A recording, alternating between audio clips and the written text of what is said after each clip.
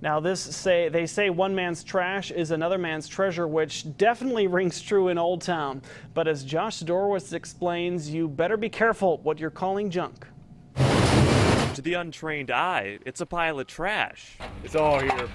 Just got to figure out how to use it.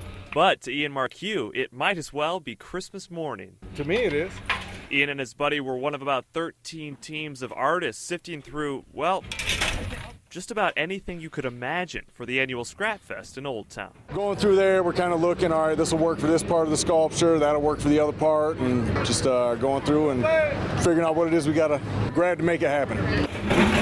The teams were let loose for just 1 hour Saturday in the Friedland scrapyard to find as many things as they could, from old bikes, appliances, and metal scraps to use in an art sculpture. And going on its 5th year now, those sculptures will then be displayed and auctioned off at the upcoming Festival of the Moon in Old Town. It's been a great time ever since. You know, the artists tend to outdo themselves every year, and their abilities increase every year, so it's nice to see.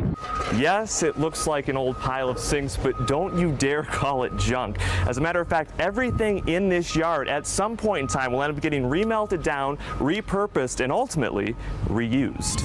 That's actually a derogatory term around here. It's interesting to see that you can take stuff that would either be sent out for remelt, it would be recycled anyway, but it's cool to see what kind of other avenues you can take it to, such as artwork.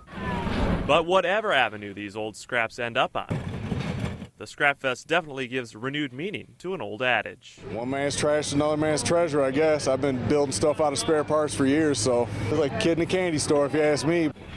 In Old Town, Josh Sidorowitz, Fox 47 News. You can see the works and even bid on them during Old Town's Festivals of the Sun and Moon. That's the weekend of June 21st, so mark your calendars, June 21st.